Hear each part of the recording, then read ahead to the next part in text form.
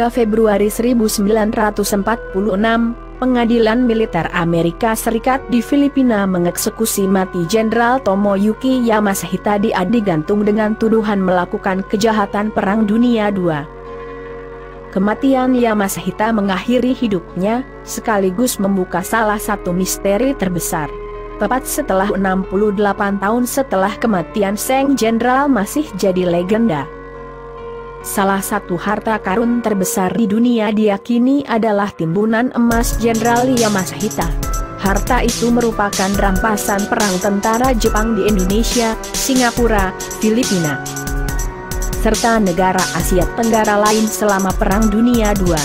Jenderal Tomoyuki Yamashita digelari Harimau Malaya. Di awal Perang Dunia II, Yamashita dengan mudah merebut Singapura, yang dipertahankan pasukan gabungan Inggris dan Sekutu. 30.000 tentara Jepang berhasil menawan 130.000 tentara Inggris, India dan Australia. Sepanjang sejarah, inilah rekor terbanyak tentara Inggris menyerah. Namun rupanya selain berperang, Kekaisaran Jepang membebankan misi khusus pada Jenderal Yamashita. Mereka diperintahkan mengumpulkan sebanyak mungkin emas dari negara-negara jajahan. Ada organisasi khusus bernama Kindo Yuri atau Bunga Lili Emas. Saudara Kaisar Hirohito, Pangeran Yasuhito, dipercaya jadi ketua.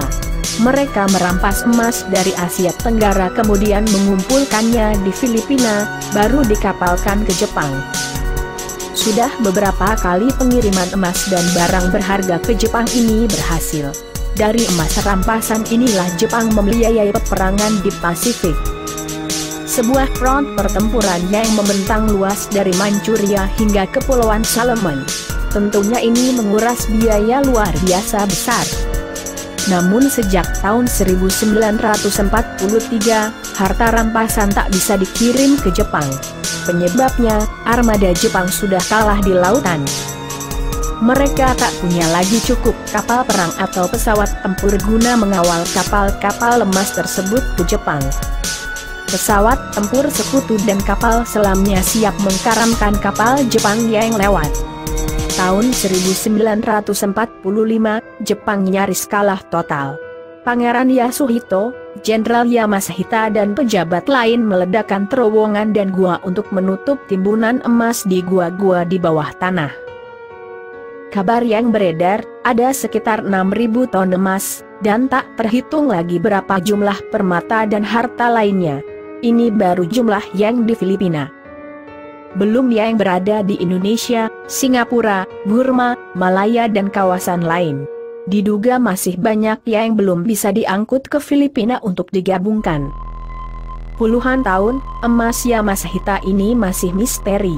Seorang bernama Rogilio Roxas mengklaim menemukan patung Buddha dari berlian dan emas murni dari terowongan Jepang di Filipina.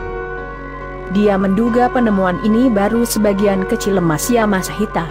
Banyak versi yang menyatakan emas ini dibagi oleh Kekaisaran Jepang dengan intelijen militer Amerika Serikat. Emas ini yang digunakan Amerika untuk operasi intelijen saat Perang Dingin Uni Soviet dan Blok Timur. Dan Jepang menggunakan emas ini untuk membangun perekonomian usai perang. Alasan penguatnya, bagaimana Jepang bisa membangun perekonomian setelah perang tanpa suntikan modal yang luar biasa besar. Penguat lainnya, tak ada satupun anggota Kindo Yuri yang hidup setelah perang, selain Pangeran Yasuhito yang melarikan diri dengan kapal selam dari Filipina ke Jepang. Jenderal Yamashita dan prajurit lain, kalau tidak tewas saat perang, pasti dihukum mati tentara Amerika Serikat. Ada versi lain, emas ini dikuasai oleh rezim Ferdinand Marcos yang menguasai Filipina tahun 1965 sampai 1986. Diktator yang punya rekening luar biasa gendut. Dia adalah mantan tentara Filipina saat Perang Dunia II. Kekayaannya tersebar di beberapa bank di Eropa. Dia mengaku kaya bukan karena korupsi tapi karena harta karun. Profesor Rico Housey, seorang peneliti dari Universitas Filipina mempertanyakan soal harta karun Yamashita ini. Jose menilai emas Yamashita hanya mitos. Tahun 1943 Jepang tak lagi menguasai lautan. Kecil kemungkinan emas ini dibawa ke Filipina, kata Jose kepada media Filipina. Analisa Jose tak menurutkan niat para pencari harta karun. Jika tak di Filipina, maka ceceran emas rampasan Jepang ini masih ada di negara-negara lain, termasuk Indonesia.